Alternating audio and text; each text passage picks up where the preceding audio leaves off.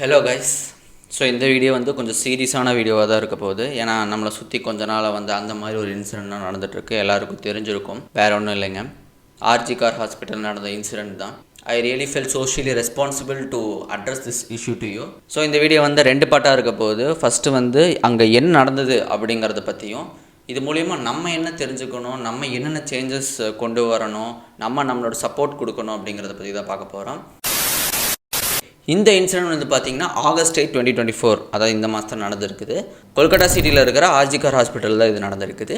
அங்கே வந்து பார்த்திங்கன்னா ஒரு ஜூனியர் டாக்டர் பிஜி படிச்சுட்டு இருக்கிறாங்க. அவங்களுக்கு வந்து 31 year old.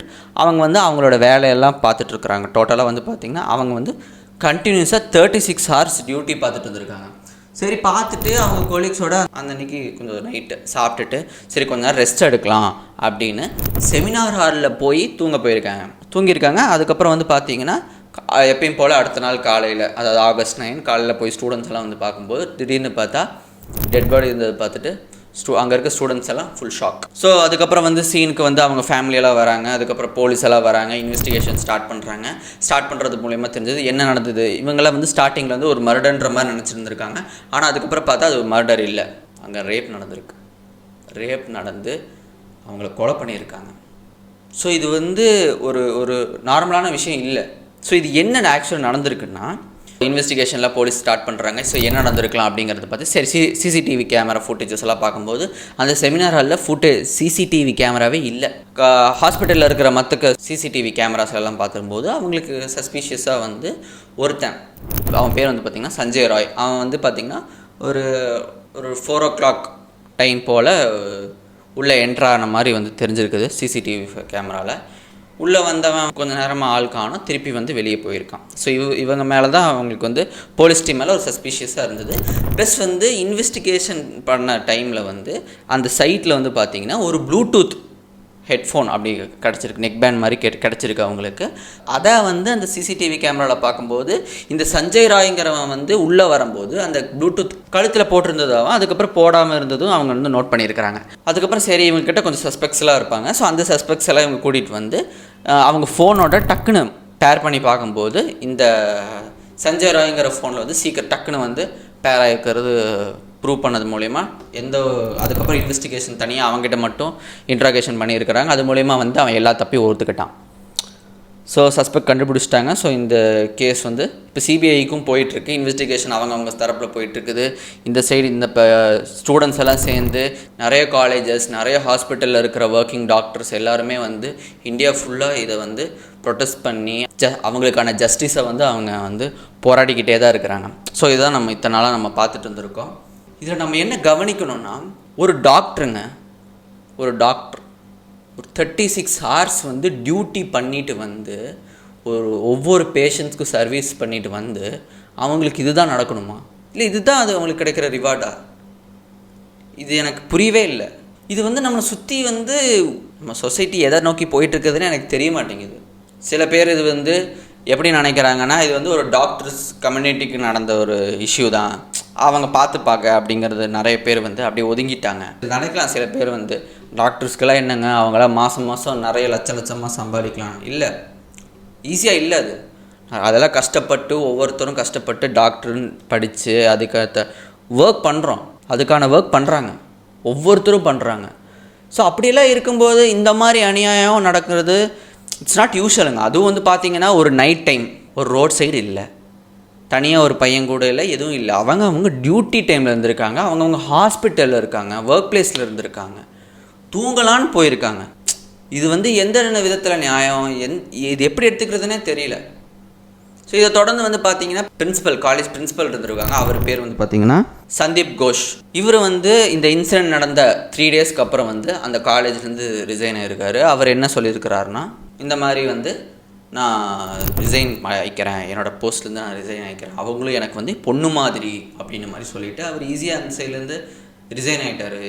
ஏன்னா இது அவங்க ஃபேமுக்கு வந்து அவங்களுக்கு ஒரு பேட் ஃபேமாக இது மாறுது, அவங்களோட ரெப்புடேஷன் வந்து ஃபெயில் ஆகுதுன்ற மாதிரி அவங்க நினைக்கிறாங்க. ஆனால் ஒவ்வொரு ஸ்டூடெண்ட்டும் ஒவ்வொரு ஹாஸ்பிட்டல் டாக்டர்ஸும் வந்து ஒவ்வொருத்தரும் இப்போ வரைக்கும் அதுக்கான போராடிட்டு தான் இருக்கிறாங்க. ரிப்போர்ட்ஸ் வந்து நம்மளுக்கு ஆட்டோப்சி ரிப்போர்ட்ஸ் வந்து நிறைய நம்மளுக்கு சொல்லுது, உடம்புல நிறைய காயங்கள் சொல்லுது, பிளட் ஸ்டெயின்ஸ் நிறைய இடத்துல இருந்திருக்குன்னு சொல்லுது. அவங்க பெல்விக் போன் உடஞ்சிருக்குன்னு சொல்கிறாங்க. நிறைய நடந்திருக்குன்னு சொல்கிறாங்க. இது ஒருத்தர் மட்டும் இல்லைன்னு சொல்கிறாங்க, நிறைய பேர் இருக்குன்னுலாம் சொல்கிறாங்க. So this is not right. This is really not right. அதுவும் வந்து இது நம்ம சொசைட்டியில் இவ்வளோ, அது நம்ம இந்தியாவில் இப்படி நடக்குதுங்கிறது இது நடந்துக்கிட்டே இருக்குது. இதுக்கு ஒரு முடிவே இல்லாமல் வந்து இன்றைக்கி வந்து பார்த்திங்கன்னா இது நார்மல் இஷ்யூ இல்லை. ஒருத்தர் உள்ளே வந்து இப்படி பண்ணிட்டு போயிருக்காங்க, it's not a normal issue. So Sanjay ராய்ங்கிற வந்து பார்த்திங்கன்னா வந்துட்டு சிவிக் வாலண்டியர், அதாவது வந்து போலீஸ்க்கு, அதாவது லோ ரேங்க் போலீஸ்க்கு வந்து ஒரு ஹெல்ப்பராக தான் அந்த ஹாஸ்பிட்டலில் வந்து வேலை பார்த்துட்டு இருக்கிறது. அதாவது வந்து இவங்களுக்கு தேவையான சப்போர்ட்டு. இவன் பின்னாடி வந்து ஒரு டிஷர்ட்டில் வந்துட்டு கொல்கட்டா போலீஸ்ன்னு பிரிண்ட் பண்ணி ஓட்டிகிட்ருக்கிறான். அவனோட வண்டியிலே வந்து கொல்கட்டா போலீஸ்ன்னு டேக் இருக்குது. ஸோ இந்த மாதிரி இவன் வந்து ஹாஸ்பிட்டலுக்கு தேவையான ஒர்க்ஸ் எல்லாம் வந்து டிபார்ட்மெண்ட்டுக்கு வந்துட்டு இவனுக்கு போகக்கூடிய ஆக்சஸ் இருக்குது. அதனால் வந்து இவன் போயிட்டு ஹெல்ப் பண்ணிவிட்டு இந்த மாதிரி ஒரு பர்சனாக தான் இந்த ஹாஸ்பிட்டலில் வந்து இவன் ஒர்க் பண்ணிட்டு இருந்திருக்கான். ஸோ அந்த மாதிரி டைமில் தான் இந்த இன்சிடென்ட் வந்து நடந்திருக்குது. ஸோ சில ரிப்போர்ட்ஸ் எல்லாம் என்ன சொல்லுதுன்னா, அந்த அன்றைக்கி இவன் ட்ரிங்க் பண்ணிவிட்டு ஸ்ட்ரெயிட்டாக வந்து அந்த செமினார் ஹாலுக்கு போய் இந்த மாதிரி இன்சிடென்ட் நடந்துட்டு அதே ஹாஸ்பிட்டலில் இவனுக்குன்னு தனியாக ஸ்டே பண்ணுறதுக்கு ஒரு ரூம் இருந்திருக்குது. இந்த இன்சிடென்ட்லாம் முடிச்சுட்டு இவன் பண்ணிவிட்டு எதுவும் தெரியாத மாதிரி போய் தூங்கி எந்திரிச்சு வந்திருக்கிறான். ஆனால் 36 hours ஒர்க் பண்ண அந்த டாக்டருக்கு ரெஸ்ட் எடுக்க ஒரு ரூம் இல்லை. இதுக்கு அந்த பிரின்சிபல் என்ன சொல்கிறான்னா, இந்த பொண்ணு எதுக்கு போய் அங்கே செமினார் ஹாலில் தூங்க போகணுன்னு சொல்லிக்குது. என்னங்க நியாயம் இது? ஸோ நிறைய ப்ரொட்டஸ்ட் நடந்துகிட்டே இருக்குது. ஸோ இது மூலயமா வந்து டாக்டர்ஸ் என்ன டிமாண்ட் பண்ணுறாங்கன்னா, இல்லை எங்களுக்கு வந்து சென்ட்ரல் ப்ரொடெக்ஷன் ஆக்ட் வந்து டாக்டர்ஸுக்குன்னு தேவை அப்படின்னு கேட்டிருக்காங்க. இது வந்து 2022 வந்து இந்த பில் வந்து லோக்சபாவில் பாஸ் பண்ணாங்க. ஆனால் அப்போ இருக்கிற ஹெல்த் மினிஸ்டர் வந்து இதில் இந்த எபிடமிக்ஸ் 2020 ஆக்ட் படி இது வந்து அப்ரூவ் பண்ண முடியாதுன்ற மாதிரி அவங்க தரப்பில் வந்து சொல்லியிருக்காங்க. ஸோ இப்போ வந்து இந்த ப்ரொட்டஸ்ட் நடக்கிறனால கண்டிப்பாக தேவைன்னு சொல்கிறாங்க. ஆமாம், கண்டிப்பாக தேவை. ஏன்னா வந்து இப்போ டாக்டர்னு எடுத்துக்கோங்க, டாக்டர் தான் வந்து எந்த ஒரு டிஃப்ரென்சஸ் இல்லாமல் ட்ரீட்மெண்ட் கொடுக்குறாங்க. அது வந்து ஒரு ஜெயில் அக்யூஸ்டாக இருக்கலாம், ஒரு மென்டலி அன்ஸ்டேபிள் பர்சனாக இருக்கலாம், இல்லை நார்மல் பீயிங்காக இருக்கலாம், யாராக வேணால் இருக்கலாம். எல்லாத்துக்கும் அவங்க தான் வந்து ஒரு க்ளோஸ் காலில் அவ்வளோ ஒரு ட்ரீட்மெண்ட் கொடுத்துட்ருக்குறாங்க. ஸோ அப்படி இருக்கும்போது அவங்களுக்கு ஒரு செக்யூரிட்டி வேணும், அவங்களுக்கு ஒரு ப்ரொடெக்ஷன் வேணும், அவங்களுக்கு ஒரு சேஃப்கார்டு வேணும். ஸோ அதெல்லாம் இல்லாமல் அந்த மாதிரி ஒரு அடிப்படையான விஷயம் தான் அவங்க எதிர்பார்க்குறாங்க. ஸோ டாக்டர்ஸ் எல்லாம் வந்து சென்ட்ரல் ப்ரொடெக்ஷன் ஆக்ட் அப்படிங்கிறது கேட்குறாங்க. ஓகேங்களா? இந்த சென்ட்ரல் ப்ரொடெக்ஷன் ஆக்ட் என்ன சொல்லுதுன்னா, ஸோ முக்கியமாக வந்து வயலன்ஸ் அகெயின்ஸ்ட் த டாக்டர்ஸ், ஏதாவது வயலன்ஸ் ஏதாவது பண்ணாங்கன்னா, எந்தெந்த வயலன்ஸ் பண்ணாங்கன்னா இவங்களுக்கு வந்து என்னென்ன தண்டனை கொடுக்கணும் அப்படிங்கிறத பற்றியும், இந்த வயலன்ஸை தவிர்க்கிறதுக்கான ஆக்ஷன்ஸ் எல்லாம் எடுக்கிறதுக்கவும், ஸோ இந்த வயலன்ஸ் நடந்தால் சீக்கிரமான பனிஷ்மெண்ட்ஸு இந்த பனிஷ்மெண்ட் கொடுக்கறது பற்றியும் வந்து இந்த ஆக்ட் வந்து சொல்லுது. Plus safety measures. ஸோ ஹாஸ்பிட்டலுக்கு தேவையான சேஃப்டி மெஷர்ஸ் எல்லாம் கண்டிப்பாக தேவை. அந்த கேம்பஸ்ஸு, காலேஜ் கேம்பஸ்ஸு என்னென்ன சேஃப்டி மெஷர்ஸ் எல்லாம் வேணுமோ, ஒரு டாக்டருக்கு என்னென்ன தேவையோ அதெல்லாம் வந்து ப்ரொவைட் பண்ணுற மாதிரி அவங்க கேட்கணும். இதெல்லாம் தாங்க தேவை. நாளைக்கு இது எது வேணாலும் நடக்கலாம். அந்த பொண்ணு எதிர்பார்க்கல இந்த மாதிரி ஒரு விஷயம் வந்து நம்மளுக்கு நடக்கும். So one of my friend அவங்களோட ஒப்பீனியன் ஷேர் பண்ணியிருந்தாங்க. I really felt these are very important சேஞ்சஸ்னு. ஃபஸ்ட்டு வந்து பார்த்தீங்கன்னா alcohol, porn videos, lack of sex எஜுகேஷனால தான் ரேப் கேசஸ் அதிகமாகுது. செகண்ட் வந்து பார்த்திங்கன்னா நம்ம லா சிஸ்டம் வந்து ரொம்ப வீக்காக இருக்குது. நம்மக்கிட்ட ஸ்ட்ராங் கான்ஸ்டியூஷன் இருக்கலாம், ஆனால் யாரும் அதை ப்ராப்பராக ஃபாலோ பண்ணுறதில்ல. இங்கே எல்லாமே அன்ஃபேர் அண்ட் ஈக்குவாலிட்டிக்கு எதிராக தான் இருக்குது. ஸோ லா சிஸ்டம் ஸ்ட்ரென்த் பண்ணணும், ஸ்ட்ராங் பனிஷ்மெண்ட்ஸ் கொடுக்கணும். அப்போ தான் பயனா என்னென்னு இவங்களுக்குலாம் தெரியும். அதிகமாக ரேப் கேசஸ் வரனால ஃபேக் ரேப் கேசஸ் அலிகேஷன்ஸும் இன்க்ரீஸ் ஆகிட்டே தான் இருக்குது. இதுக்கெல்லாம் அவாய்ட் பண்ண எல்லா பப்ளிக் பிளேஸ்லேயும் கேமரா ஃபிக்ஸ் பண்ணியே ஆகணும். ஆமாம், இம்பாசிபிள் தான், ஆனால் பண்ணியே ஆகணும். இதெல்லாம் தான் தேவையான விஷயங்கள். ஸோ இது வந்து ஒரு நார்மலாக வந்து ஒரு டாக்டர்ஸ்க்கான ப்ராப்ளமாக நம்ம பார்க்காம நம்ம எல்லோரும் நம்மளோட சப்போர்ட்டை வந்து அவங்களுக்கு கொடுக்கணும். நிறைய காலேஜஸ்லேயும் சரி, நிறைய ஸ்டூடெண்ட்ஸும் சரி, நிறைய அவங்களோட சப்போர்ட் தெரிவிச்சிட்ருக்குறாங்க. நம்மளும் அவங்களோட சேர்ந்து நம்மளோட வாய்ஸ் கொடுப்போம்.